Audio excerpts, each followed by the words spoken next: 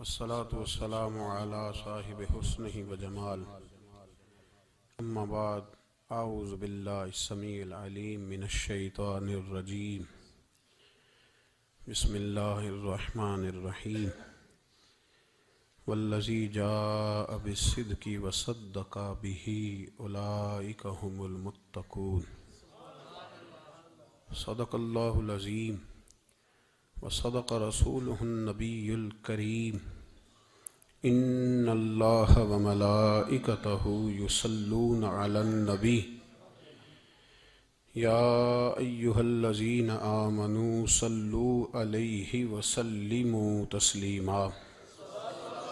الصلاة والسلام عليك يا سيدي يا رسول الله وعلى آلك وأصحابك يا سيدي يا حبيب الله. اللهم صل على سيدنا ومولانا محمد معدن الجود والکرم وآلہ وصحبہ وبارک وسلم. تمام تعریفیں حمد و ثنا اللہ تعالی جل مجدہ الکریم کے لیے. ہر قسم کے درود و سلام نبی رحمت، نور مجسم، شفیع معظم، احمد مجتبیٰ جناب حضرت محمد مصطفیٰ صلی اللہ تعالی علیہ وسلم کی ذات والا صفات کے لیے حمد و صلات کے بعد، امیر المومنین، خلیفۃ المسلمین، خلیفہ اول بلا فصل حضرت سیدنا ابو بکر صدیق رضی اللہ تعالیٰ عنہ کی سیرت پر، آپ کے فضائل اور کمالات پر چند باتیں. قرآن مجید فرقان حمید میں اللہ کریم نے فرمایا والذی جاء بالصدق وصدق بہ، فرمایا وہ جو سچ لے کر تشریف لائے اور وہ جنہوں نے اس سچ کی تصدیق کی. اولئک ھم المتقون، یہی اللہ سے ڈرنے والے ہیں. جو سچ لے کر تشریف لائے اور جنہوں نے سچ کی تصدیق کی. نبی کریم صلی اللہ علیہ وسلم کو اللہ تبارک و تعالیٰ نے بے شمار لاتعداد معجزات عطا فرمائے. حضور کو اللہ تبارک و تعالیٰ نے بے شمار کمالات سے نوازا. حضرت عبداللہ بن رواحہ رضی اللہ تعالیٰ عنہ فرمایا کرتے تھے کہ حضور صلی اللہ علیہ وسلم کوئی معجزہ بھی نہ دکھاتے تو حضور علیہ السلام کا چہرہ ہی ایسا تھا کہ لوگوں نے دیکھتے جانا تھا اور کلمہ پڑھتے جانا. نبی پاک صلی اللہ علیہ وسلم کو اللہ نے بڑے کمالات دیے. کچھ لوگ ایسے تھے جو سارے کمالات دیکھ کر بھی مطمئن نہیں ہوئے، نہیں کلمہ پڑھا انہوں نے. یہ ایک فکری پہلو ہے، اس پر ضرور غور فرمائیں. جب جنگ ہوتی ہے ذاتی مفادات کی، اور جب انسان کو یہ غلط فہمی سما جاتی ہے کہ مجھے بھی کچھ پتہ ہے، مجھے بھی کچھ آتا ہے، اور جب اس کا یہ ذہن بن جاتا ہے کہ میں نے ہر چیز کو پہلے اپنی چھوٹی سی عقل کے دائرے میں رکھ کے اچھی طرح سے پرکھنا ہے، اگر میری عقل پر چیز پوری آئے گی تو قبول کروں گا ورنہ قبول نہیں کروں گا. پھر لوگ نہیں مانتے. بڑے بڑے کمالات تھے، بڑا کچھ تھا، اور جنہوں نے نہیں نہ مانا انہوں نے زیادہ کمالات دیکھے، نہیں مانا. ابو جہل کتنی دفعہ معجزہ طلب کرنے آیا ہے، کبھی کہا کہ مجھے بتائیے میری مٹھی میں کیا ہے، اگر آپ بتا دیں گے تو کلمہ پڑھ لوں گا. تو حضور علیہ السلام نے فرمایا اگر تیری مٹھی میں جو ہے وہی بتا دے کہ میں کون ہوں تو پھر پڑھ لو گے. کنکریوں نے کلمہ پڑھا، اس نے نہیں پڑھا. معجزہ دیکھا، اس نے معجزہ مانگا. اس نے کہا کہ اگر چاند کے 2 ٹکڑے ہو جائیں تو میں پڑھ لوں گا کلمہ. چاند کے 2 ٹکڑے حضور نے کر دیے. چاند 2 ٹکڑے ہوا، کوہ صفا کی پہاڑی کے بیچ آدھا ادھر گیا آدھا ادھر گیا، دوبارہ جا کے جڑا. اس نے دیکھا، کہنے لگا اوہو میں تو سمجھتا تھا کہ معاذ اللہ آپ کا جادو صرف زمین پہ چلتا ہے، آپ کا تو آسمانوں پہ بھی چلتا ہے. اس نے بڑے کمالات دیکھے لیکن کلمہ نہیں پڑھا. حضرت ابو الحسن خرقانی رحمۃ اللہ علیہ ایک درویش تھے. ہم جو درویشی اور فقیری اور ان لوگوں کو ماننے والے لوگ ہوتے ہیں ان میں بحث کم سے کم ہوتی ہے. ان میں اپنا آپ بڑھانے کی عادت کم سے، اس میں ماننے کا مزاج ہوتا ہے، اور وضاحت بھی نہیں لوگ طلب کرتے، اشاروں سے بھی بات مان جاتے ہیں، غلامی اسی کا نام ہے، اشارہ آپ کر دیں بات ختم ہو گئی، طے ہو گیا مسئلہ، اتنی زیادہ لمبی تو بات ہی کوئی نہیں۔ حضرت ابو الحسن خرقانی تقریر کر رہے تھے، بات کر رہے تھے، تو کسی نے کہا کہ آپ حضرت بایزید بسطامی رحمۃ اللہ علیہ کے سجادہ ہیں، تو حضرت بایزید کیسے آدمی تھے؟ تو فرمانے لگے حضرت بایزید کو جو دیکھتا تھا وہ کلمہ پڑھ جاتا تھا۔ اب آپ نے تو ماشاءاللہ قبول کر لیا، لیکن وہ جو سامنے بیٹھا تھا اس کی سمجھ میں بات نہیں آئی۔ وہ کہنے لگا حضور آپ نے کہہ دیا ہے، پر میری عقل میں تو نہیں نہ آتا۔ نہیں آتا جس کی عقل میں، تو پھر اس کی عقل میں نہیں آتا۔ میں اکثر کہتا ہوں کہ بہت سارے لوگ ہیں جن کا کوئی پیر نہیں، اور ان کا ہو بھی نہیں سکتا، ان کا کوئی پیر، اس لیے کہ مطلب اتنا سیاںا بندہ اس کا کوئی پیر ہو جائے۔ اور میں تو پیروں کو مشورہ دوں گا کہ مہربانی کرنا ان کے پیر بننا بھی نہ، یہ بڑا مشکل کر دیں گے آپ کے لیے جینا۔ تو بہتری اسی میں ہوتی ہے کہ انسان سمجھے چیزوں کو اور دائروں کے اندر باتوں کو تسلیم کرنے کی عادت بنائے۔ تو کہا کہ جو دیکھتا تھا حضرت بایزید کو کلمہ پڑھ جاتا تھا، تو حضرت ابو الحسن خرقانی سے وہ شخص کہنے لگا جی بابا جی آپ عجیب بات کر رہے ہیں کہ دیکھا اور کلمہ پڑھ گیا، بندہ دیکھنے سے کیسے کلمہ پڑھ سکتا ہے؟ ابو جہل نے بڑی جگہ حضور کو دیکھا تھا، اس نے تو کلمہ نہیں پڑھا، تو بایزید بسطامی کو دیکھ کر لوگ مسلمان ہو گئے، یہ کیسی بات ہے؟ تو حضرت ابو الحسن خرقانی فرمانے لگے مجھے اللہ کی عزت کی قسم، ابو جہل نے ایک دفعہ بھی محمد رسول اللہ کو نہیں دیکھا صلی اللہ ہو، بڑی قسم اٹھا لی، ایک دفعہ بھی محمد رسول اللہ کو صلی اللہ ہو۔ تو وہ شخص کہنے لگا حضور وہ چچا تھے حضور کے، اور دیکھا انہوں نے ایک دفعہ نہیں 1000 دفعہ۔ فرمانے لگے میں سفید داڑھی سے بوڑھا آدمی مسند پہ بیٹھ کے قسم اٹھا رہا ہوں، تو میری بات ہی نہیں سمجھ رہا، نہیں دیکھا ابو جہل نے محمد رسول اللہ صلی اللہ علیہ وسلم کو، نہیں دیکھا۔ تو کہا پھر کسے دیکھا؟ تو حضرت ابو الحسن خرقانی فرمانے لگے اس نے جب بھی دیکھا عبداللہ کے یتیم بیٹے محمد کو ہی دیکھا، یہ وہی عبداللہ کا یتیم بیٹا جو یہاں رہتا تھا، ایک دفعہ بھی اس نظر سے دیکھتا نا کہ یہ اللہ کے رسول ہے، تو فوراً کلمہ پڑھ کے مسلمان ہو جاتا۔ جب بھی لوگ دیکھتے ہیں وہ اینک کی بڑی شاندار لگائی ہوئی ہے، جس کے اندر سے کوئی آدمی بھلا نظر ہی نہیں آتا، تو ان کو پھر بھلائی نصیب نہیں ہوتی۔ ایک نظر سے بھی اگر انسان دیکھتا ہے کہ جس سے اسے بھلائی چاہیے، تو پھر اللہ اسے توفیق ہدایت عطا کر دیتا ہے۔ حضرت ابو بکر صدیق کا کمال یہ ہے کہ میرے نبی کریم علیہ السلام نے نا ان کی شان ایک الگ انداز میں بیان فرمائی، الگ انداز میں۔ محبوب فرمانے لگے میں نے جس کے سامنے بھی دین پیش کیا اس نے دلیل مانگی۔ ایک بات آپ کو بتاؤں، یہ میری بات یاد رکھنا، اس کو کبھی نہ بھلانا، جو اپنوں سے دلیل مانگتا ہے نا وہ اپنا ہوتا ہی نہیں۔ اپنوں سے دلیل مانگ لی اس نے بغیر دلیل کے، بغیر حیل و حجت کے۔ یہ ایک بات ہے، میں اس کو سمجھاؤں گا نہیں، نہ کھولوں گا، بس کہہ کے گزر جاؤں گا، اس کو سمجھ لیں اگر آپ کی سمجھ میں آئے تو۔ جس نے اپنوں سے دلیل مانگی نا، جس نے وضاحت مانگی، جس نے ثبوت مانگا، وہ اپنا تھا ہی نہیں، تو کیا ضرورت پڑی تھی کہ وہ دلیل مانگتا، وضاحت پوچھتا۔ حضرت نجم الدین کبریٰ رحمت اللہ علیہ کے مرید تھے حضرت امام فخر الدین رازی، اتنے بڑے امام ہو کے ایک فقیر کے غلام تھے۔ تو فرماتے ہیں آخری وقت آیا تو شیطان آ گیا، میں اس کو کہتا تھا رب ہے، تو شیطان بھی تو بڑا عالم ہے نا، تو وہ دلیل توڑ دیتا تھا۔ فرماتے میں نے 360 دلیلیں دی، اس نے ساری توڑ دی۔ تو پھر میں نے اپنے شیخ کی طرف توجہ کی، میں نے کہا حضور کو نظر کرم فرمائیں۔ تو شیخ نجم الدین کبریٰ فرمانے لگے اس بے ایمان کو کہہ دے میں اپنے رب کو بغیر کسی دلیل کے رب مانتا ہوں، دلیل کی ضرورت ہی نہیں، بس میرا رب ہے تو رب ہے، ختم ہو گئی بات۔ نبی رحمت علیہ السلام فرمانے لگے میں نے جس کے سامنے بھی دین پیش کیا اس نے دلیل مانگی، فرمایا یہ واحد میرا ابو بکر صدیق ہے، میں نے اسے کہا ہے کلمہ پڑھ لو، اس نے دلیل مانگی نہیں، فوراً ہی کلمہ پڑھ کے مسلمان ہو گیا۔ کوئی دلیل نہیں، کوئی معجزہ نہیں، کوئی طلب نہیں، کوئی شے نہیں۔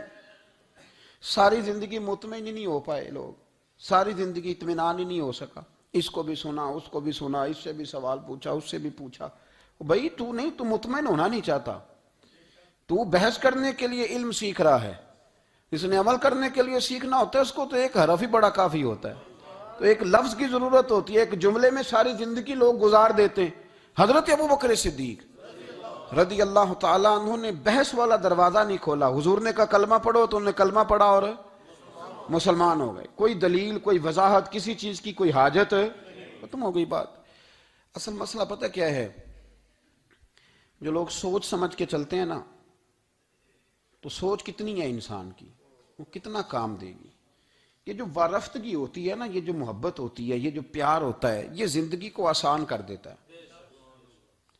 سوچنے سمجھنے کے دائروں سے آدمی نکل جاتا ہے، اس کا کام وہ کہتا ہے کہ میں نے سوچنا نہیں، میں نے ماننا ہے، میں نے رب رسول کی ذات کے بارے میں سوچنا نہیں، میں نے ماننا ہے۔ تو ماننے والے لوگ جو ہوتے ہیں وہ فائدے میں ہوتے ہیں، تو عمل کر رہے ہیں، بات مانی، عمل کیا۔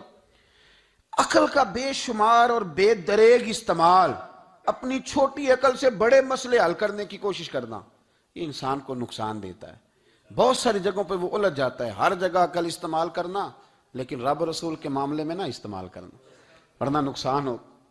عقل چھوٹی ہے اور اللہ رسول کی ذات بڑی ہے، کبھی بھی اس دائرے میں بند کرنے کی کوشش نہ کرنا۔ جناب ابو بکر صدیق رضی اللہ تعالیٰ عنہ ہر معاملے میں ایک حدیث بخاری کی، شاید میں نے پہلے بھی عرض کی تھی، لیکن چونکہ وہ عنوان کے لحاظ سے ایک بہت بڑی دلیل ہے، دوبارہ عرض کرتا ہوں۔ نبی پاک علیہ السلام نے 1500 کے قریب صحابہ سے فرمایا تھا کہ چلو عمرہ کرنے چلیں۔ عمرہ کرنے جب ہم جاتے ہیں نا تو ہمارے گلے میں پھول بھی ڈالے جاتے ہیں، اور آپ کو پتہ ہے بتانا بھی پڑتا ہے لوگوں کو کہ میں عمرہ کرنے جا رہا ہوں۔ پھر روٹی بھی پکتی ہے، پھر سب رشتہ داروں کو پتہ بھی چل جاتا ہے، اور بندہ چلا جائے ایئرپورٹ تو احرام باندھا ہو نا، تو پتہ چلے نا فلائٹ تو 24 گھنٹے لیٹ ہے، تو جن کو حکم ہے نا کہ تم نے سی بھی نہیں کرنی، وہ بھی روڑے اٹھا لیتے ہیں۔ احرام باندھا ہوا ہے، حکم ہے کہ اب تم نے کوئی جھگڑا، کوئی لڑائی، کوئی فساد، تو ایئرپورٹ پہ لوگ روڑے اٹھا لیتے ہیں، کہتے ہیں ہم ایئرپورٹ بھی توڑیں گے اور فلائٹ کا جو عملہ ہے اس کا گریبان بھی پکڑیں گے۔ بڑا کچھ ہی دنیا کرتی ہے، اور اگر کسی کے پیر صاحب نے کہا ہو چلو عمرہ کریں، اللہ اکبر، اور پھر ایئرپورٹ پہ جا کے پتہ چلے کہ پیر صاحب کے ساتھ تو دھوکہ ہو گیا، بندہ غلط نکلا ہے، پیری مریدی قائم رہے گی؟ سوال ہی نہیں پیدا ہوتا۔ میرے ساتھ ایک سنگی نے ایک دفعہ بات کی، کہنے لگا جی پیر صاحب کامل نہیں۔ میں نے کہا کیا غلطی ان میں پائی جاتی ہے؟ کہتے میں انہوں نے پوچھ کے باہر دے پیسے جمع کرائے سن تو میرا کام نہیں بنیا۔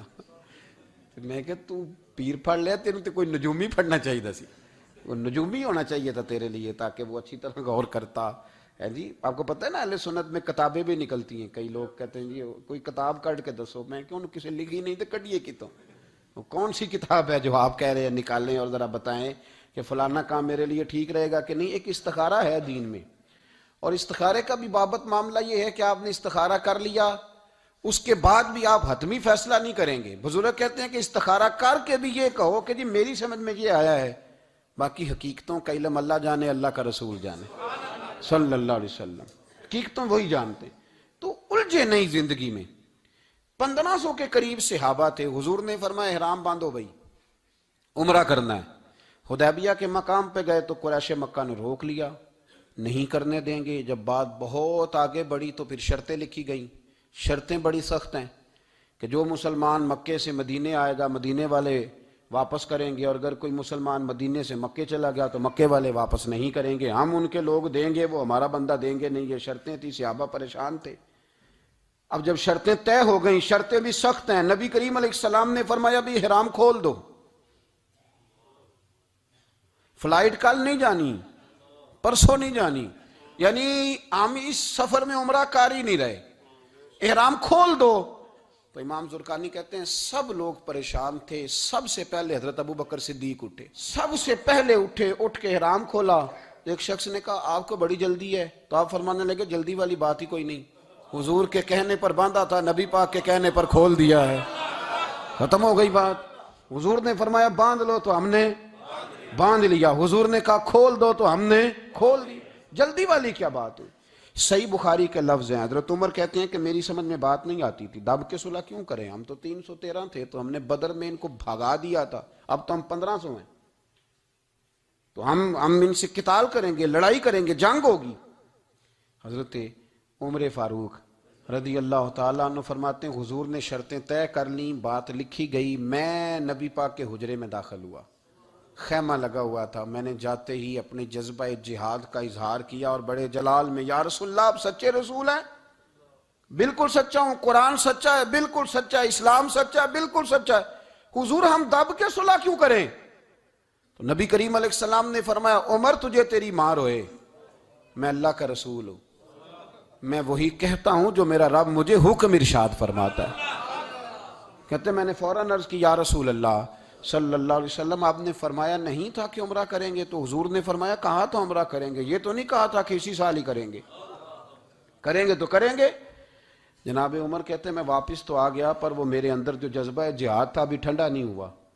چند قدموں کے فاصلے پہ ابو بکر صدیق کا خیمہ تھا، کہتے میں ان کے خیمے میں جھک گیا، وہی سوال میں نے دہرائے، وہی میں نے کہا عمر ابو بکر یہ سچے رسول ہیں؟ کہا بالکل سچے ہیں، قرآن سچا ہے، سچا ہے، اسلام سچا ہے، سچا ہے، تو پھر ہم دب کے صلح کیوں کریں؟ جناب عمر فرماتے ہیں میں قربان جاؤں ابو بکر کے لفظوں میں بھی فرق کوئی نہیں آیا، حروف بھی اتنے ہی جتنے نبی کریم نے ادا کیے تھے۔ حضرت ابو بکر فرمانے لگے عمر تجھے تیری ماں روئے، وہ اللہ کے رسول ہیں، مرضی سے بات نہیں کرتے، وہی کہتے ہیں جو رب انہیں حکم ارشاد فرماتا ہے، بئی نہیں وہی لفظ۔ فرماتے میں نے فوراً کہا، میں نے کہا ابو بکر حضور نے فرمایا نہیں تھا کہ عمرہ کریں گے؟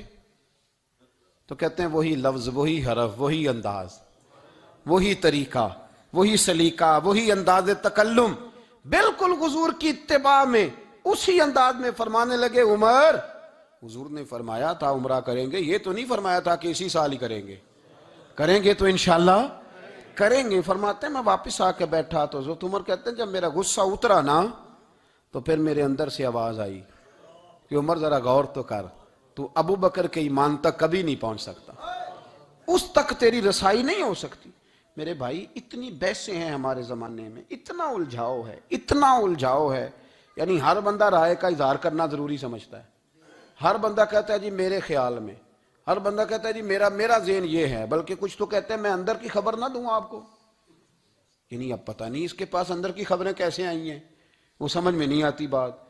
کچھ لوگ کہتے ہیں 35-40 سال ہو گئے جی علماء کو سن رہا ہوں، تو میں کہتا ہوں کہ میرا تو خیال ہے کہ 35 دن بھی بندہ کسی کو سن لے تو سیاںا ہو جاتا ہے، تو 35 سال سے اگر آپ کی سمجھ میں نہیں آئے تو پھر زمین ہی بنجر ہے، پھر مہربانی کریں یہ ٹائلیں اکھیڑ کے نا تو نیچے سے کچی زمین نکالیں تاکہ کوئی بات سمجھ میں آئے۔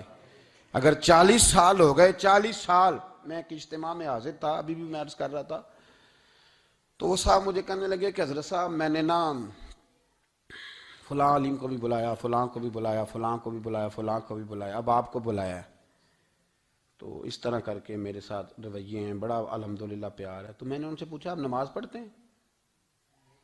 انہوں نے لگا نہیں، کچھ اور باتیں پوچھی تو جواب نفی میں آیا، تو میں نے کہا کہ اب آپ نے مہربانی کرنی ہے اتنے علماء کا نام نہیں لینا، کیونکہ پھر تو بزرگوں کے بارے میں لوگ شک کریں گے کہ انہوں نے اس کو دیا کیا ہے۔ تو ایک بزرگ کی بات سنتے ہیں تو کئی دنوں تک وہی ہمیں بڑا تر و تازہ رکھتی ہے، اور آپ کو اتنے عرصہ ہو گیا تو آپ نے حاصل کیا کیا ہے؟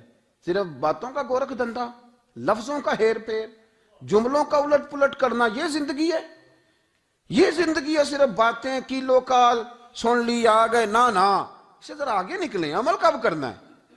میرے بھائی یہ بحثیں، یہ ابحاث، یہ لمبے چوڑے معاملات، یہ طے، بزرگوں میں نا ایک صنف ہے مرید ہونا اور ایک ہوتا ہے طالب ہونا، یہ دو باتیں، یعنی آپ کہیں گئے اس کے مرید ہو گئے تو پھر کسی اور جگہ کسی بزرگ سے نسبت ہوئی تو وہاں آپ طالب۔ میرے پاس کچھ لوگ آتے ہیں کہتے ہیں آپ طالب کر لیں، تو میں کہتا ہوں آپ مہربانی کریں ایک کی نوکری کریں، وہ بڑی مشکل ہے تو جگہ جگہ پہ جانے کی کیا ضرورت ہے؟ مطلب میں انکار نہیں کرتا کسی ایسی چیز کا جس کو بزرگوں نے رائج کیا، لیکن سمجھے نا، مطلب ایک کی بات پوری سنی نہیں گئی ہم سے، آپ خیر کی بات ہر جگہ سے سنیں، ہر جگہ سے، لیکن یہ صرف وہ تعلق بنانے کی کوشش کرنا کہ جس سے تھوڑا سا رابطہ بن جائے، جس سے تھوڑا سا تعلق بن جائے، جس سے تھوڑا سا نا پتہ چل جائے، اس سے نکلیں، سیکھنے کا ماحول بنائیں، اتنی عقل کے گھوڑے نہ دوڑائیں کہ عقل بھی بیچاری تھاکی جائے اور کوئی چیز ہاتھ بھی نہ آئے، کچھ کریں، عمل کریں۔ لیکن ایک جگہ پہ میں حاضر تھا تو وہاں دستار فضیلت کا جلسہ تھا، تو ایک مولانا نے تقریر کی، جس طرح تاجر کہہ لیتا ہے نا جی میں الحمدللہ اگر کمائی کرتا ہوں تو غریبوں کو بھی دیتا ہوں، سمجھا لیا نا اپنے آپ کو۔ رشوت لینے والے نے بھی ایک دلیل گاڑ لیا، وہ کہتا ہے میں امیروں سے نہیں، میں غریبوں سے نہیں لیتا، تو امیروں کا حساب لینے کی ڈیوٹی اللہ نے آپ کی لگائی ہے کہ آپ حساب کریں امیروں کا کہ وہ کیا کر رہے ہیں. یہ ہم نے نا یہ دلیلیں گھڑ لی ہیں, یہ ہم نے دلیل گھڑ لی ہے کہ وہی اپنے آپ کو مطمئن کرنے کے لیے. میں حاضر تھا تو ایک مولانا تقریر کی جی, عالم ساری رات. یہ صرف علماء کی بات نہیں, ہر طبقے نے اپنے بارے میں اس طرح کی چیزیں یاد کر لی ہیں, ہم نے رٹ لی ہیں. جیسے خامند نے یاد کر لیا ہے کہ کسی غیر کے لیے سجدہ جائز ہوتا تو اللہ عورت کو حکم دیتا, نبی پاک حکم دیتے کہ وہ خامند کو سجدہ کرے. تو بی بی نے بھی یاد کر لیا ہے کہ حضور نے فرمایا تم میں سب سے بہتر وہ ہے جو بیوی کے حق میں بہتر ہے. سب نے اپنی اپنی مرضی کی چیزیں, دوسری کی مرضی کی چیز کسی نے یاد نہیں کی, سب نے اپنی اپنی مرضی کی چیزیں یاد کر لی. تو مولانا تقریر کر رہے تھے, کہنے لگے جی حضور نے فرمایا ہے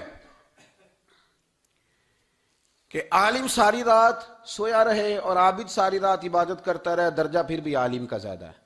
پھر دوسرے آئے, انہوں نے بھی اسی حدیث پہ بات کی. تیسرے آئے تو انہوں نے بھی اسی حدیث پہ بات کی. تو میرا نمبر آیا تو میں نے کہا جی یہ جو حدیث آپ سنا رہے ہیں نا, یہ حدیث بالکل ٹھیک ہے, بالکل ٹھیک ہے کہ عالم ساری رات عشاء پڑھ کے سوئے, فجر کے وقت اٹھ کے فجر پڑھے, اور عابد ساری رات نماز پڑھے تو درجہ پھر بھی عالم کا زیادہ ہے. بالکل ایسے ہی ہے, بلکہ ایک حدیث میں تو یہ ہے کہ 70 عابد بھی عبادت کریں اور عالم سویا رہے تو ان 70 سے سونے والے عالم کا درجہ.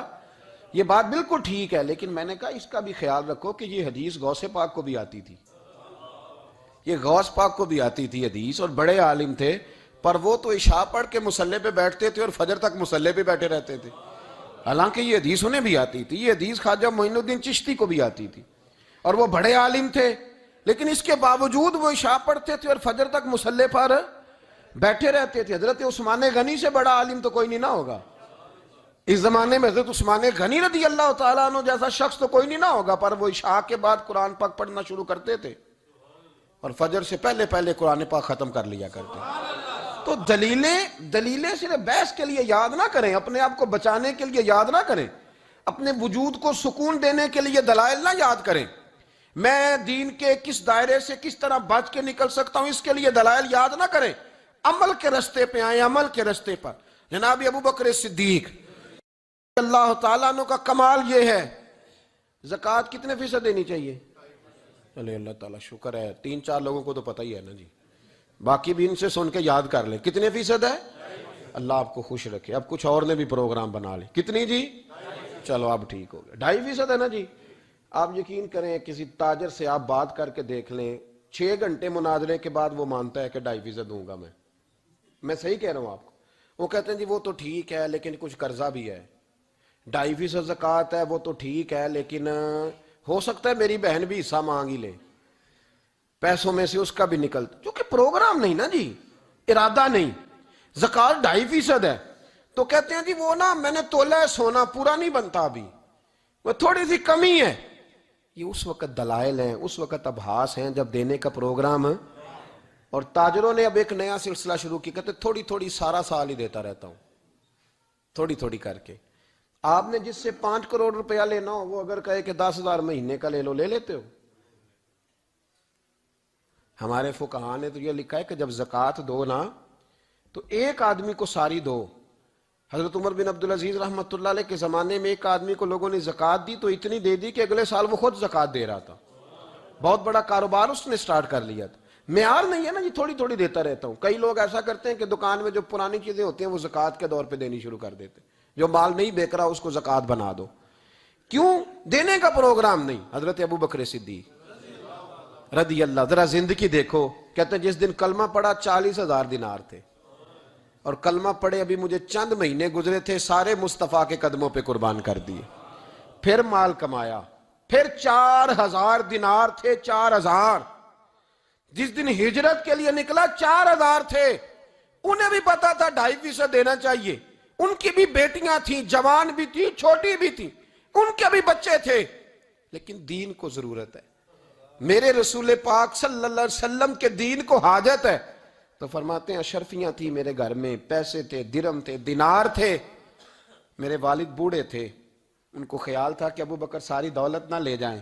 تو حضرت اسماء بنت ابی بکر سے جناب ابو بکر صدیق نے کہا کہ اس طرح کرنا, ایک گڑا چھوٹا سا تھا, گڑا ٹویا, اس میں پیسے ہوتے تھے. فرمایا اس میں روڑے رکھ دینا, اوپر ٹاٹ ڈال دینا, والد نابینا ہے, اگر پوچھے نا پیسے تو ان کا وہاں ہاتھ لگا دینا, انہیں پتہ چلے ابو بکر سارا مال لے کے نہیں گیا، فرماتے میں ہجرت پہ جانے لگا تو 4000 سارے ہی لے گیا، سارا مال ہی یار، یا 2.5% کے لیے رٹا پڑا ہوا ہے، 2.5% کے لیے لوگ بحث کر رہے ہیں، 2.5% کے لیے لوگ دلائل چاہیے، کئی مفتیان کرام سے پوچھیں گے، پھر پروگرام بنائیں گے دینا ہے کہ نہیں دینا۔ اور جس دن تبوک کے لیے میرے مصطفیٰ کریم نے اعلان کیا، جناب صدیق اکبر فرماتے ہیں شے کوئی نہیں تھی، غربت کے دن تھے، کمزوریاں تھیں، مال اس دن کاروباری حالات کم تھے، یہاں لوگوں کا کاروبار جب ڈاؤن ہوتا ہے تو سب سے پہلے مسجد کا 200 بند کرتے ہیں، سب سے پہلے مدرسے کا بند کرتے ہیں، سب سے پہلے خواہش کرتے ہیں کہ وہ جو غریب کو جاتا ہے نا اس کو بند کرو، یہ زیادہ نقصان دے رہا ہے۔ حضرت ابو بکر صدیق رضی اللہ تعالیٰ عنہ فرماتے ہیں حالات خراب تھے، جیب دیکھی تو اتنے پیسے نہیں تھے کہ مصطفیٰ کریم کو پیش کر سکوں، تو پھر کیا کیا؟ امام جلال الدین سیوطی کہتے ہیں ابو بکر صدیق نے نا گھر کے اندر کپڑا بچھایا، اور پھر صدیق اکبر نے کیا کیا کہ توا بھی رکھا، برتن بھی رکھے، اس پہ چولہا بھی رکھا۔ ابو بکر صدیق نے اس کے اوپر گھر والوں سے کہا کہ ایک ایک جوڑا پہن لو، ادھر دیکھو میری طرف، ایک ایک جوڑا پہن لو، اور باقی نا سارے جوڑے بھی یہاں رکھو۔ اور پھر جب لوگ بچوں نے دیکھا نا کہ ابا تو کپڑے بھی رکھوا رہا ہے، کیا بنے گا؟ فرمایا تمہیں تو ایک ایک جوڑے کی اجازت دے رہا ہوں نا، ذرا میری طرف دیکھو۔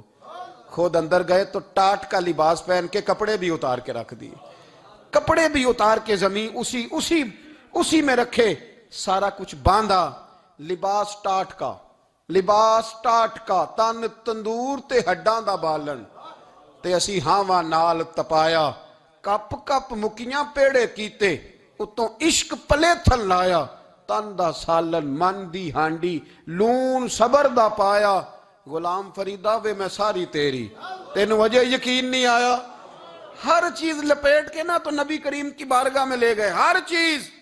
میرے محبوب کا بھی انداز دیکھو، فرمایا ماں اب کہتا لے اہلے کا، گھر بھی کچھ چھوڑ کے آئے ہو؟ دیکھیں ادھر دیکھیں، جب کوئی لاتا تھا تو حضور فرماتے تھے کیا لے کے آئے ہو؟ یہ کیا ہے؟ یہ پوچھا جاتا ہے کہ یہ پوچھا جاتا ہے گھر کیا ہے؟ بھئی آپ کو کسی نے کوئی تحفہ دیا تو شاپر کھول کے تحفہ دیکھیں گے یا پوچھیں گے گھر کیا ہے؟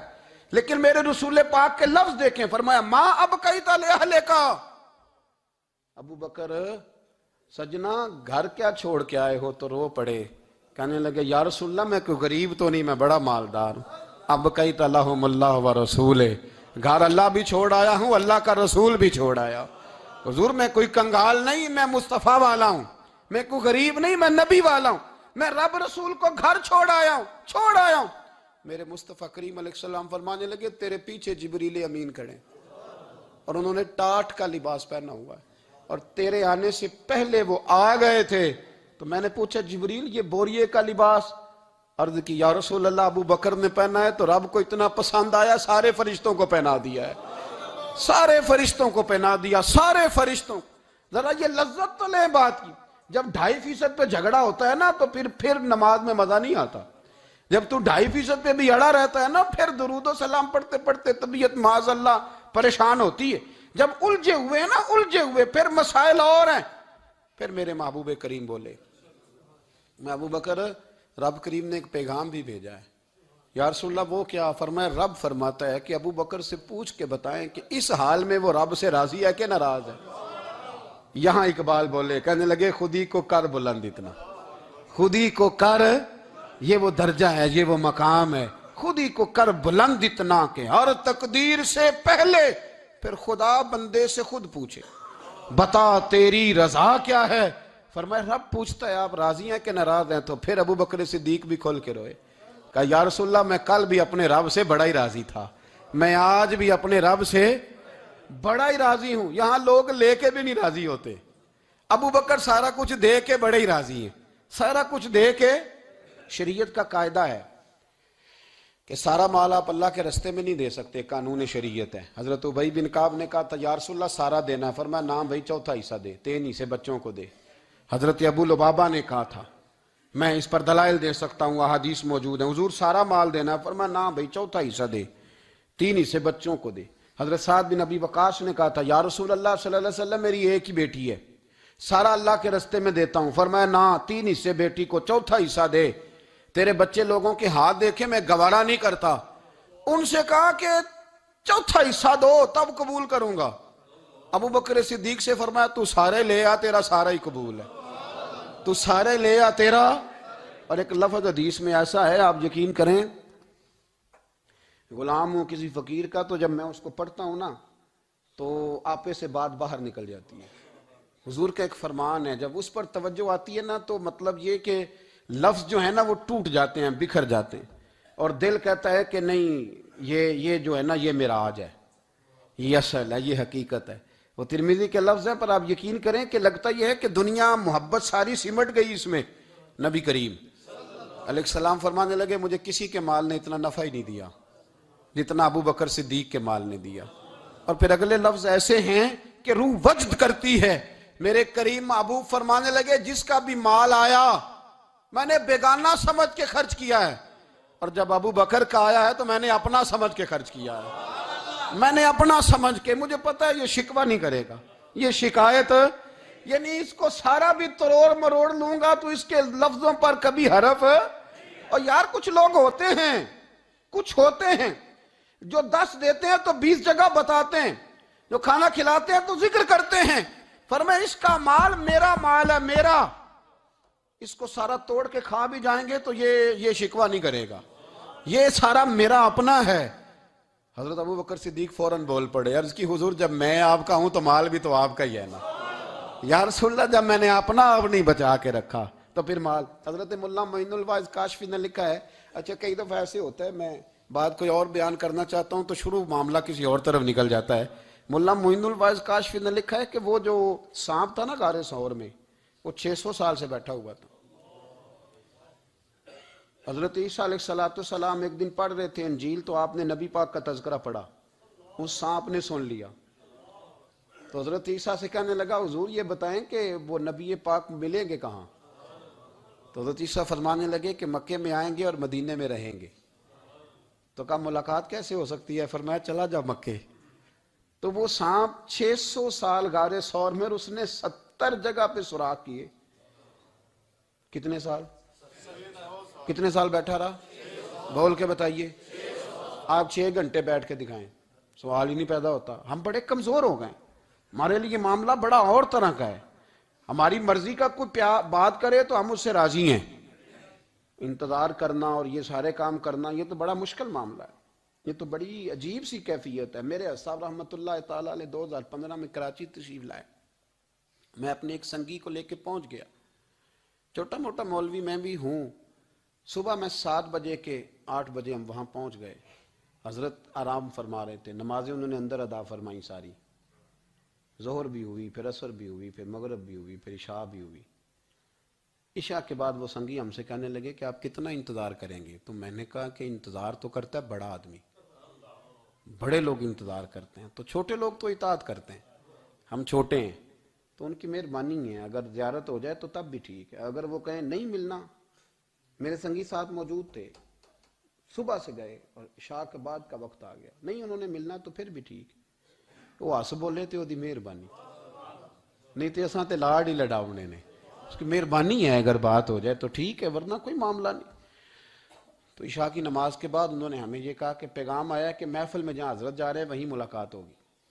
تو ہم نے کہا یہ بھی بڑی نعمت ہے، جلوہ دیکھنا بھی بہت بڑی سعادت ہے، اس لیے کہ ہمیں پتہ ہے کہ وہ کیفیت کیا ہے، وہ رنگ کیا ہے، ان کا انداز کیا ہے۔ پیچھے جا کے بیٹھ گئے تو پھر ان کا حکم آیا کہ اس کو ذرا آگے آئے۔ جب میں اسٹیج پہ گیا تو فرمانے لگے مجھے سویرے ہی پتا تھا آپ آ گئے، کوئی عرض نہیں، اتنا کوئی انتظار تو بندہ کر ہی لیتا ہے۔ اب یقین کریں وہ دن کی جو لذت ہے نا وہ آج تک گئی نہیں طبیعت سے، وہ سرور گیا نہیں۔ کبھی کبھی سوچتا ہوں کہ اس سے ڈبل بھی انتظار کبھی ہو جائے، پر ایک دفعہ زیارت پھر نصیب ہو جائے، کبھی کبھی یہ سوچتا ہوں۔ 600 سال وہ سام بیٹھا رہا، 600 سال اور 70 اس نے سوراخ کیے غار ثور میں، لیکن وہ بھی عاشق تھا نا۔ اور یہاں معاملہ یہ تھا کہ ابو بکر صدیق دعا مانگ کے گئے تھے کہ میں نے کسی کو موقع نہیں دینا، ایک میں ہوں گا دوسرا میرا یار ہوگا۔ وہ غار ثور کی تو لذت یہ والی تھی، ایک میں ایک میرے محبوب۔ اس نے 70 سوراخ کیے ہوئے تھے، جناب ابو بکر صدیق نے کہا حضور آپ ٹھہریں، میں ذرا بھی آیا صفائی کر کے۔ تو نبی کریم علیہ السلام رکے تو حضرت ابو بکر صدیق نے کہیں پگڑی پھاڑ کے رکھی، کہیں چادر پھاڑ کے رکھی، اتنے سوراخ بند کیے تو جو ایک رہ گیا وہاں ایڑی رکھ دی، تو اب وہ سام بھی شکوہ کرنے لگا کہ یار تو بھی کوئی نرالا ہی عاشق ہے کہ میں نے تو کسر ہی کوئی نہیں چھوڑی تھی، 70 سوراخ کیے تھے اور تو نے بھی کمال ہی کر دی ہے، یہ سارے ہی بند کر دیے، جو بچ گیا اس پہ ایڑی رکھ دی۔ اس نے پتہ نہیں کتنے ڈنگ مارے۔ سام کا جب ڈنگ لگتا ہے تو وجود میں بہت زیادہ گرمی پیدا ہوتی، گرمی۔ حضرت ابوبکر صدیق کے بارے میں ہمارے شارحین نے لکھا روئے نہیں، وجود اتنا گرم ہوا کہ آنسو ٹپک پڑے۔ نبی کریم صلی اللہ علیہ وسلم نے فرمایا ہٹا نا ذرا پیر، پھر انہوں نے ہٹایا تو میرے مصطفیٰ میں لعاب دہن لگایا۔ مولانا معین الواعظ کاشفی رحمت اللہ علیہ فرماتے ہیں کہ جب انہوں نے قدم ہٹایا نا تو پھر وہ سانپ باہر نکلا، اپنا سر نکالا اور کھڑا ہو کے حضور کا دیدار کرنے لگا۔ تو نبی کریم نے فرمایا تیرا کام ہو گیا، اب تو جا، مجھے اور ابو بکر کو رہنے دے۔ تو نکل گیا۔ یہ کیفیات ہے، یہ محبت ہے، یہ وارفتگی ہے، یہ سوز ہے، یہ درد ہے۔ یارو یہ میں کہا کرتا ہوں کہ یہ چیز جینے کا بھی مزہ دیتی ہے، مرنے کا بھی مزہ آتا ہے، مرنے کا بھی مزہ، سرور آتا ہے انسان اس میں جب یہ کیفیات شامل ہوتی ہے نا، رنگ اور ہوتا ہے، درد اور ہوتا ہے، ذائقہ اور ہوتا ہے، کیفیت اور ہوتی ہے، پھر کوئی شوق نہیں رہتا اعلیٰ کپڑوں کا، بڑی گاڑی کا، لمبے چوڑے معاملات کا۔ پھر تو انسان ڈھونڈتا پھرتا ہے کوئی مجھے محبوب کی بات سنائے، کوئی اس کی شان میں کوئی شعر سنائے، کوئی اس کا ذکر سنائے، کوئی مل جائے نا کبھی کہ میرے تار چھیڑ دے، کوئی ملے، کوئی بات کرے، کوئی ذکر کرے۔ پھر انسان ڈھونڈتا پھرتا ہے ان لفظوں کو، ان لوگوں کو جو پکڑ کے دروازہ رسول صلی اللہ علیہ وسلم کی بارگاہ تک لے جائیں۔ بڑا پیار کیا میرے قریب محبوب۔ حضرت علی المرتضیٰ شیر خدا فرماتے میٹنگ بیٹھی تھی بدر والے دن، ہم بات کر رہے تھے خطرہ کہاں ہے، دلیل دلیل لوگوں کی ڈیوٹی کہاں لگائی جائے۔ شیر خدا بھی چاہ رہے تھے کہ میں وہاں ڈیوٹی دوں گا، تو کہتے ہیں سمجھ آئی کہ سب سے زیادہ خطرہ نبی کریم علیہ السلام کے عریش مبارک کا ہوگا، حضور کے خیمے کو، چھپر مبارک کو۔ قریش مکہ سب سے زیادہ حملے وہاں کریں گے جہاں حضور ٹھہرے ہوں گے۔ طے ہو رہا تھا کس کی ڈیوٹی لگائیں، کس کو وہاں ذمہ داری سونپیں۔ کہتے ہیں ہم بات کر رہے تھے اور میں تیار تھا وہاں جانے کو، اچانک ابو بکر صدیق آ گئے۔ کیا باتیں ہو رہی ہیں؟ تو ہم نے کہا جناب ہم پروگرام بنا رہے ہیں کہ وہاں ڈیوٹی کس نے کرنی ہے، تو فرمانے لگے یہ کرنے والی بات ہی کوئی نہیں، میں نے تو عرض کر بھی دیا نبی پاک کی بارگاہ میں کہ یا رسول اللہ یہاں ڈیوٹی میں ہی کروں گا۔ تو حضرت ابو دردہ رضی اللہ تعالیٰ عنہ عرض کرنے لگے حضرت ابو بکر صدیق سے کہ حضور آپ کے ساتھ کون ڈیوٹی کرے گا؟ فرمانے لگے کسی کی بھی ضرورت نہیں، کوئی ماں نے لال جنا ہی نہیں، کوئی جنا ہی نہیں ماں نے لال جو ابو بکر کے ہوتے ہوئے نبی پاک تک پہنچ جائے، کسی کی جرت ہی نہیں، میں اکیلا کافی ہوں مصطفیٰ کریم کے خیمے کا پہرا دینے کے لیے۔ یہ اعزاز، یہ شان، یہ لطافت، اور میرے نبی کریم علیہ السلام نے بھی پر حضرت ابو بکر کو چاہا تو کمال ہی کر دیا، چاہا تو کمال ہی کر دی، کمال ہو گئی۔ حضرت ابو دردہ کہتے ہیں ایک دن حضور علیہ السلام نے مجھے فرمایا ابو دردہ یہ تو نے آج کیا کیا ہے؟ حضور کیا ہوا؟ فرمایا آج تو گلی میں چل رہا تھا اور ابو بکر صدیق کے آگے آگے چل رہا تھا، گلی میں ابو بکر کے آگے آگے چل رہا تھا۔ یا رسول اللہ صلی اللہ علیہ وسلم کیا ہوا؟ فرمایا نہ کسی پہ سورج طلوع ہوا نہ غروب ہوا جو میرے ابو بکر سے افضل ہو، خبردار اس کے آگے نہیں چلنا، ابو بکر صدیق کو کمر نہ ہونا چاہیے۔ شاہ ولی اللہ صاحب نے ایک بات لکھی ہے، بڑی نرالی ہے، وہ بھی بڑی نرالی۔ مثل تعویذ ہوتے ہیں نا کچھ لوگ، جب بھی ملتے ہیں شفا ہوتی ہے۔ بڑی شاندار عجیب بات لکھی ہے۔ حضور صلی اللہ علیہ وسلم نے ایک دن فرمایا کہ وقفے سے ملا کرو محبت بڑھتی ہے، یہ حضور کا فرمان ہے، وقفے سے ملا کرو محبت بڑھتی ہے۔ قدر کھو دیتا ہے نا ہر روز کا آنا جانا، اور بڑی دلچسپ ہوتی ہیں بے ترتیب ملاقاتیں۔ تو کہا کہ وقفے سے ملا کرو۔ حضرت ابو ہریرہ بھی تھے، دیگر لوگ بھی تھے، حضور نے فرما دیا، حضرت ابو بکر صدیق بھی سن رہے تھے۔ زور کی نماز پڑھی گھر چلے گئے، عصر پڑھی تو گھر چلے گئے، مغرب پڑھی تو گھر چلے گئے۔ حضرت انس بن مالک رضی اللہ تعالیٰ عنہ کہتے ہیں 3 دفعہ حضور نے پوچھا ابو بکر نہیں آئے؟ ابو بکر نہیں آئے؟ ابو بکر نے کہتے 3 دفعہ پوچھا تو میں پھر پہنچ گیا، میں نے کہا ابو بکر 3 دفعہ حضور نے پوچھ لیا کہ ابو بکر نہیں آئے، ابو بکر نہیں آئے۔ تو جناب صدیق اکبر دوڑے ہیں، حضور حکم؟ فرمایا کہاں تھے صبح سے؟ عرض کی یا رسول اللہ آپ نے تو فرمایا تھا وقفے سے ملا کرو محبت بڑھتی ہے۔ تو محبوب فرمانے لگے تمہیں تھوڑی کہا تھا، تمہیں تھوڑی کہا تھا، تو نہ جایا کر یار، تو رہا کر، تو رہتا ہے تو دل جمع رہتا ہے، تو یہاں موجود ہوتا ہے تو دل۔ اب یقین کریں کچھ لوگ ایسے ہوتے ہیں جن کے بارے میں دل کرتا ہے انہیں بندہ خرید کے پاس رکھ لے، ان کو خرید لے، یہ یہیں رہیں، یہ جائیں نہ، اس لیے کہ ان کا لب و لہجہ اور ہوتا ہے، ان کا طرز حیات اور ہوتا ہے، طرز غلامی اور ہوتا ہے، طرز فرما برداری اور ہوتا ہے، انداز اور ہوتا ہے۔ فرمایا تو نہ جایا کر، یہی رہا کر۔ اور میرے محبوب نے فرمایا ابو بکر تو صرف میرا غار میں ہی ساتھی نہیں، قیامت میں جب میں حوض کوثر تقسیم کروں گا تب بھی تو میرے پاس ہی بیٹھا ہوگا۔ قیامت کے دن حوض کوثر کی تقسیم میں بھی تو میرے ساتھ ہی ہوگا، میرے نبی کریم علیہ السلام۔ اور ایک بات اور سن لے جاتے جاتے، کچھ لوگ ساتھ بڑا رہتے ہیں پر بات کم کم مانتے ہیں۔ کہتے ہیں میں جھاڑو جو دیتا ہوں آستانے پہ، مجھے وظیفہ پڑھنے کی کیا ضرورت ہے، میں وہاں ہر وقت حاضر جو رہتا ہوں، مجھے کیا ضرورت ہے شجرہ پڑھنے کی، مجھے کیا ضرورت ہے ان کی بات سننے کی، میں وہاں رہتا جو ہوں اتنا ہی کافی ہے۔ حضرت ابو بکر صدیق نے نوکری بھی کھول کے کی اور نبی پاک کی بات بھی کھول کے مانی، کھول کے مانی، جو حضور نے کہہ دیا انہوں نے کر دیا۔ یہاں تو لوگ سوچتے ہیں نہ سمجھتے ہیں، غور کرتے ہیں، کہتے ہیں میں وہیں ہوتا ہوں، میرے پاس نسبت ہے، وہی کافی ہے۔ مجمع لگا ہے صحابہ کا، نبی پاک علیہ السلام نے فرمایا ابھی آج روزہ کس نے رکھا ہے؟ سب چپ کر گئے۔ حضور نے دوبارہ پوچھا تو جناب صدیق اکبر بولے، عرض کی حضور آپ حکم نہ دیتے تو میں نہ بتاتا، یہ اللہ نے آج مجھے توفیق عطا فرمائی۔ تو حضور علیہ السلام نے فرمایا آج جنازے میں کس نے شرکت کی؟ لوگ خاموش ہو گئے۔ تو حضور علیہ السلام نے دوبارہ پوچھا، عرض کی حضور آپ حکم نہ دیتے تو نہ بتاتا، یہ اللہ نے توفیق مجھے عطا فرمائی۔ فرمایا آج کس نے مسکین کو کھانا کھلایا ہے؟ عرض کی یا رسول اللہ صلی اللہ علیہ وسلم حکم نہ دیتے تو نہ بتاتا، یہ اللہ نے مجھے توفیق عطا فرمائی۔ فرمایا کس نے آج لوگوں کو دین کی دعوت دی، اسلام کی طرف بلایا، پیغام دیا، کون ہے؟ عرض کی حضور اگر آپ حکم نہ دیتے تو میں نہ بتاتا، یہ بھی خدمت اللہ نے مجھے عطا فرمائی ہے۔ تو نبی کریم علیہ السلام نے فرمایا ابو بکر سن، قیامت کے دن ایک دروازہ جنت میں ایسا ہوگا جہاں سے صرف روزے دار گزریں گے، ایک ایسا ہوگا جس سے صرف نمازی گزریں گے، ایک ایسا ہوگا جس سے صرف حاجی گزریں گے، ایک سے سخاوت کرنے والے گزریں گے۔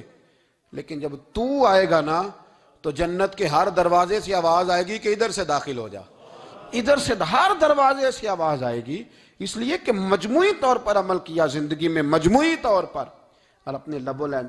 اتنی نوکری کی حضرت صدیق اکبر نے، اتنی نوکری کی، کسی جگہ بھی کوئی دعویٰ نہیں۔ حضور نے بڑا فرمایا ہے کہ ابو بکر نے بڑی نیکیاں کی اسلام کے ساتھ، جناب صدیق اکبر کا کوئی دعویٰ نظر ہے؟ یہ وہ مزیدار شخص ہے جس نے کبھی حضور سے دعا کے لیے بھی نہیں کہا، دعا کی تکلیف بھی کبھی نہیں دی، گویا ہاتھ اٹھانے پڑیں گے، لفظ ادا کرنے پڑیں گے، یہ تکلیف بھی نہیں دی۔ علامہ یوسف نبہانی علیہ رحمہ نے لکھا ہے کہ ایک دن حضرت صدیق اکبر نے سیدہ عائشہ صدیقہ سے کہا جس دن حضور کا موڈ مبارک، طبیعت مبارک بڑی اچھی دیکھو نا تو میری بخشش کی دعا کرا دینا۔ سید عائشہ صدیقہ سے کہا، کوئی لفظ نہیں ادا کی، لوگوں کو لاتے، حضرت عثمان غنی نے ان کی تبلیغ پہ کلمہ پڑھا، حضرت طلحہ نے، حضرت زبیر نے، ان لوگوں کو لاتے اور لا کے نا انہیں آگے بٹھاتے، خود پیچھے بیٹھ جاتے، پیچھے۔ میرے بھائی دعا کے لیے بھی کبھی نہیں کہا، یہ وہ وفا ہے جس وفا کا دنیا میں کہیں بھی کوئی جواب موجود ہے۔ اپنے آپ کو مرتب کرے۔ ہم لوگ بڑی بے ترتیب زندگی گزارتے ہیں، بڑی بے ترتیب زندگی گزارتے ہیں۔ وہ ڈنگ ٹپاؤ پالیسی ہے کہ آج تھوڑا بہت کر لیں، اپنے آپ کو راضی کر لیں، جس طرح بچے کہتے ہیں کہ چلو آج کسی طریقے چھٹی کر لینا، آج کا دن تو گزرے، کل سکول کا ٹائم آئے گا تو دیکھی جائے گی۔ اس طرح نہ کریں، مرتب کریں اپنے آپ کو، اپنے آپ میں ترتیب دیں۔ ساری زندگی سامنے والے کی اخلاقیات ٹھیک کرتے اگر گزر جائے تو اپنا معاملہ رہ جاتا ہے۔ اچھی سوچ، اچھا رویہ، وفاداری والی زندگی۔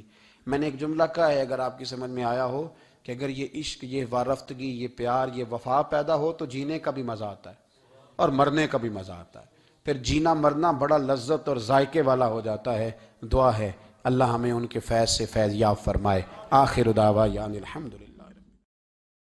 امید ہے آپ سب لوگ خیریت سے ہوں گے۔ اللہ تعالیٰ آپ سب کو اپنے حفظ و امان میں رکھے، آپ کی جان میں، مال میں، عزت و آبرو میں خیر و برکت عطا فرمائے۔ اگر آپ نے ابھی تک اس چینل کو سبسکرائب نہیں کیا ہے تو اس کو سبسکرائب کر لیں تاکہ ہر نئی آنے والی ویڈیو کا نوٹیفیکیشن آپ کو بر وقت مل سکے۔